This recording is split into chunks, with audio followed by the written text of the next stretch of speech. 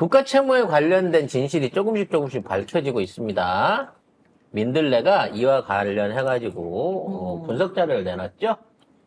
네, 윤석열이 지난 27일 국무회의에서 국가채무는 문재인 정부 때문이라고 했죠. 그 이후에 정책포럼 사의제, 이건 문재인 정부 청와대 참모와 장관 등을 지낸 인사들로 구성된 모임인데 이 사의제가 바로 입장문을 냈습니다. 문재인 정부 기간 중 국가채무가 증가한 이유는 코로나 팬데믹으로 인한 국가 경제와 민생 피해에 대응하기 위해서였다며 우리나라는 다른 국가들에 비해서 양호한 수준을 유지했다고 강조했습니다. 그러면서 코로나 팬데믹 같은 국가적 재난 상황이 없는데도 불구하고 지금 국가 채무가 이렇게 증가하는 건 윤석열 정부가 말로만 건전재정을 얘기한다는 사실을 입증하는 거라고도 지적했습니다. 저희 시민언론 민들레가 여러분 검색을 우리가 예를 들면 국가재정이라고 검색어를 치면은 모든 언론 관련 뜨잖아요. 시민언론 민들레는 구글에서는 검색하면 나오는데 기사가 다른 포털에서는 아직 등록이 안 돼가지고 안 나와요. 근데 우리가 경제 뉴스를 항상 저 기업 입장에서 건설사 입장에서의 경제 뉴스만 봐가지고 저것들이 거짓말을 하는지 사실을 얘기하는지 우리 몰라서 경제 뉴스를 아예 안 보시잖아요. 근데 시민언론 민들레로 아예 검색을 하고 들어가셔가지고 그 안에서 경제 기사를 보시기 바랍니다. 진짜 시민언론 민들레는 일단 필진 자체가 사실은 기성 레거시 그 언론들 출신 맞아요. 근데 그분들 거기서 정말 잔뼈 굵어서 제대로 그 기사 쓰실 줄 아는 분들이 모여가지고 말 그대로 시민의 눈에서 시민의 입장에서 진실을 알리는 기사를 쓰고 있으니까 모든 뉴스들은 웬만하면 시민 언론 민들레를 통해서 보셔라라고 꼭 권해드리고 싶습니다. 모든 정부가 뭐 경제 호황이 돼서 국가 부채를 줄였던 경우는 없습니다. 어떤 정권에서도 늘 늘어나기는 했었어요. 이게 이제 이명박 정부 때 확 늘다가 4대강 때문에 확 늘었다가 이제 그 이후에 다시 그 박근혜 정부 와서는 그거보다 더 빠른 속도로 가파르게 늘었죠. 그러고 난 다음에 문재인 정부 들어와서는 연평균 해갖고 코로나 직전까지만 해도 한 29조 원 정도의 채무가 있었는데. 채무가 증가가 됐었는데 그 이후로 이제 코로나 2년을 겪으면서 뭐 각종 그 지원이라든지 엄청 많이 했잖아. 백신 지원 사업이라든지 이런 것들을 펼쳐나가는 과정 중에 그 상황에서 이제 일부 늘어난 건 맞아요. 근데 팬데믹 상황이 있었다는 거지. 보세요. 이거 연합뉴스에서 받은 그 그래픽을 여기 민들레 썼는데. 자, 문재인 정부 때입니다. 취약계층 지원 50조 원 규모, 이거 금융 안정 패키지 발표했고, 100조 원의 기업구호 긴급자금 투입 결정했죠. 그 다음에 소득 하위 70%의 4인 기준 가구당 100만 원씩 긴급 재난 지원. 이거 다 했지. 그 다음에 뭐 무역 금융 추가 공급, 뭐 내수 보안 마련, 일단 60조 스타트업. 원치 넣었죠. 이거 36조, 17.7조, 2.2조. 그리고 이거 85조 원 규모지. 이것만 해도 엄청난데, 그런데도 우리나라가 그 당시 팬데믹 기간 중에 OECD 국가 중에 가장 낮은 채무 증가 폭이에요. 그걸 했어요. 그렇게 저기에다가 거의 300조 원 가까운 돈을 쏟아부었기 때문에 문재인 정부 하에서 저 사태만 없었다 그러면 실질적으로 늘어날 수 있는 부채는 78조 원? 이 정도 선에 그쳤단 말이야. 근데 저 당시에 다른 나라들을 보셔야 돼요. 다른 나라는 기본적으로 마이너스, 그러니까 양적 완화라 그래서 막 돈을 찍어 뿌려버렸지. 그래서 진짜 걔네들은 뭐 우리는 사실 경제 성장률 저 때도 플러스였어요. 근데 플러스로 경제 성장을 한 나라가 우리나라가 전 세계에서 유일했다고요. 문재인 정부만 유일했고 미국을 비롯해서 거의 대부분의 나라들이 마이너스를 했는데 심한 나라들은 마이너스 20, 30까지 내려갔다니까요. 그거는 셧다운에 대한 문제예요. 즉 우리가 일부 이제 유흥업소나 뭐 식당이나 이런 쪽에서 어떤 그 영업 제한 조치를 했고 거기에 대한 보상을 해줘가면서 그걸 버텼습니다만 그 확산을 막아낸 덕분에 우리나라 산업 자체 안에서는 셧다운이 일어나질 않았다는 거야. 그렇죠. 그래서 그 당시에 유일하게 전 세계에서 돌아가는 공장이 우리밖에 없었기 그렇죠. 때문에 어마어마한 물량들을 수주할 수 있었던 거고 그걸 배경으로 해갖고 그 위기를 경제 위기를 겪지 않고 빠져나온 거야. 그러니까 우리가 돈 벌어서 쓴 거거든요. 그렇죠. 다른 나라는 공장의 문을 닫아버렸기 때문에 실제적으로 무역이나 돈을 내수를 끌어올릴 방법이 없었기 때문에 빚을 내서 던진 거예요.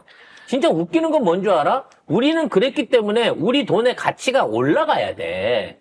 우리 돈은 가짜가 없는 거야. 막 그렇죠. 불어나 있는 가짜 부채나 늘어있는 어떤 그 거품이 없는 돈이야, 한국 돈은.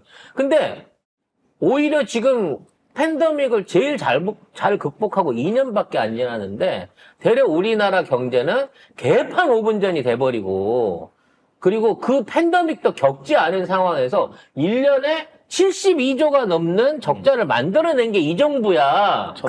그러니까 진짜 지금 댓글에도 있는데 문통 때는 그 돈이 국민에게 돌아갔다 진짜다 하셨는데 아니 우리 그때 기억 안 나요? 4인 가족 아까 100만 원 줬다 1인당 25만 원 우리 그때 진짜 웃으면서 나라님이 하사하신 돈인데 이러면서 밈까지 유행할 정도로 그래서 그때 경제가 이제 뭐 일부 자영업자들은 힘들었지만 그때 경제가 좋았기 때문에 오히려 부동산이 올랐어요, 대략. 맞아요. 그래서 그것 때문에 나중에 정치가 역풍을 맞아서 갔지만 만일 그때 우리 경제가 무너지고 다른 나라들처럼 완전히 공장문 때려 닫은 상태에서 수출이 주저앉아가지고 무너졌다 그러면 지금 그 정부를 이어받은 윤석열 정부가 경제를 어떻게 했을 것 같아요? 이미 IMF 때에서 다 나라에 팔아 먹어버렸을 거야, 자산 자체를. 그리고 심지어 여러분 그때는요 우리 봉쇄도 안 했을 뿐만 아니라 코로나 걸렸잖아요.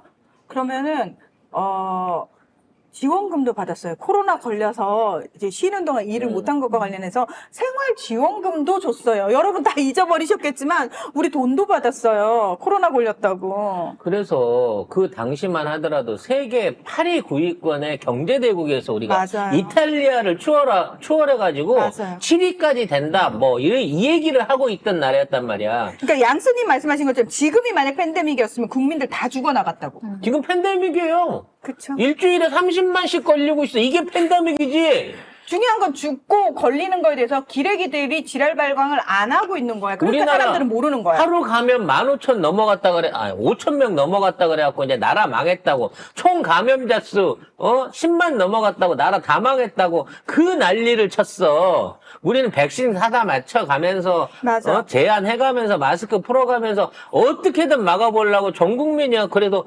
최소한 이 산업이 유지되게끔 막았잖아. 이것들은 아무것도 안 하고 있고 맞아. 지금 팬데믹 상황에 와 있는데 의료 대란이 겹쳐 있는데도 아무 짓도 안 하고 있으면서 돈은 어디다 쓴 거냐고. 우리는 안 썼다고요. 우린 세금만 늘었다고요. 근데 쓴 데 저 알아요.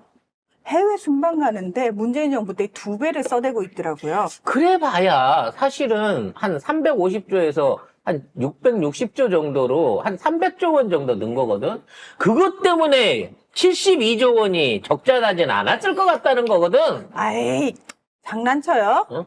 지금 아니 지금 용산에다가 그렇게 이상한 건축을 하고 사저에다가 사우나를 지어도 그래도 72조까지는 아니지 않냐는 거지. 다른 나라를 왜 그렇게 번질나게 나가겠습니까? 돈을 퍼들고 나간 거야? 지금 코로나가 보니까 환자가 35만 명 정점 찍었고 거기에서 이제 25만 명으로 이제 줄었어요. 10만 명이 줄었는데. 근데 그게 본인이 검사를 한 안 사람이 하니까 그렇죠. 그런 거지. 근데 대체로 지금 비싸. 검사비가 얼마였지? 전 2만 원인데 많은 분들은 5만 원까지도 내고 자가 검사해야 된다고 하더라고요. 그러니까 병원에서. 그래서 검사 안 하시는 분들이 사실 되게 많아요. 콧구멍을 지가 쑤시면 25,000원이고요. 네? 의사가 쑤시면 5만 원인 거예요.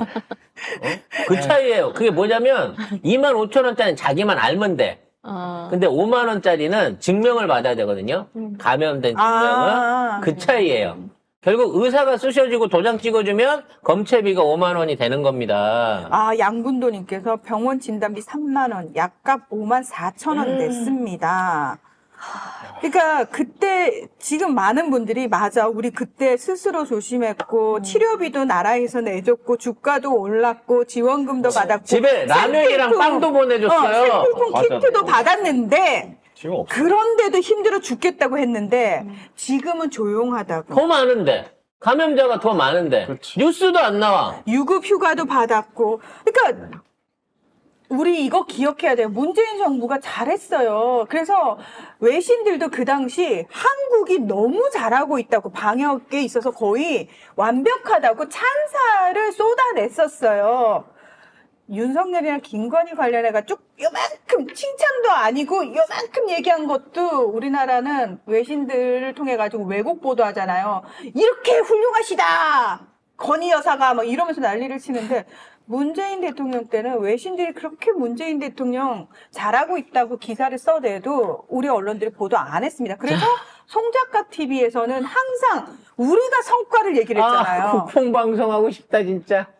지금 이건 거의 뭐 농약을 들이키는 심정으로 방송을 하고 있는데, 진짜 그때는 방송할 때마다 너무 자랑스러웠거든요. 그렇죠. 자랑스러웠죠. 우리 그때 아니, 그러니까 자꾸 문재인 대통령이 뭘 잘했냐고 얘기하시는데, 그 문재인 대통령. 아니, 받은 건 생각이 안 나요? 잘못한 건 있어. 밑에 이상한 놈들 데리고 일하다 보니까, 그 쓰레기 같은 수박밭하고, 이낙연계 똥파리들. 건이랑 친한 그 똥파리들이 나라 말아먹으려고 하고, 그래서 그 정권 다 전부 다 넘겨주고, 내부자 정보들 다 빼돌려가면서 태업해갖고 이 정권, 어렵게 내 던져준 거, 나 잘못했다. 그건 잘못한 것 같아요. 왜냐면, 어찌됐거나 정권 재창출을 못한 거는 전임 대통령한테 문제가 있으니까. 근데 최소한 재임 기간 동안에 행정적으로, 외교적으로, 경제적으로 잘한 건 인정해줘야 되지 않아요?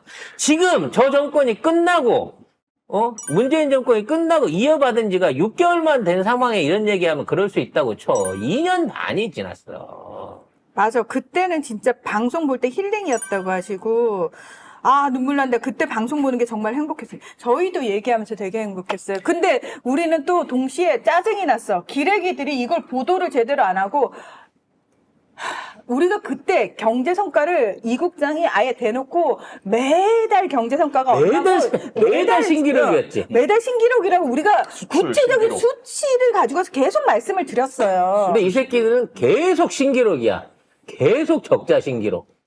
그래서 저도 그 얘기하면 진짜 그 울컥했던 게 생각이 나요. 스페인 그거 초청 받았을 때 우리 교민들이 그 길에 서갖고 보아라 우리의 대통령이 이거 피켓 들던 그 장면만 생각하면 울컥하거든요.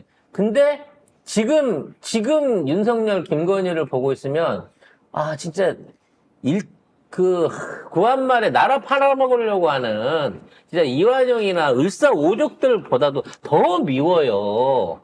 그리고 또 이놈들의 획책이 성공할까봐 더 걱정이 되고요. 진짜 잘한 건 좀 잘했다고 합시다. 그리고 지금이랑 비교하면은 사실 문재인 대통령은 욕할 시간에 윤석열을 그러니까 더 욕하고 윤석열을 한마디로 욕하고 지금 이 정부가 잘못하고 있는 걸 욕해야 되는 거 아니야? 100% 잘했다는 소리 아니라니까? 아니 근데 잠깐만요. 부처님이 와서 또는 예수님이 와서 정치를 한다고 해도 100% 잘할 수 있어요? 아니 그러니까 그 후대 놈들이 망치는 걸 어쩔 수가 없는 건데 어찌됐거나 그것도 비가 와도 내 책임이다라고 했던 노무현 대통령처럼 그런 문재인 대통령 책임이라고 치자고. 그러면 정치 외적인 부분의 걸 갖고 경제나 보건이나 국방이나 외교를 비교하려고 그러면 진짜 제대로 된 결과를 놓고 그걸 가지고 비교를 해야 될 거 아니야. 왜 외교 얘기를 하는데도 수박 얘기가 나오고 그러니까. 보건 얘기를 하는데도 수박 얘기가 나와. 그 도대체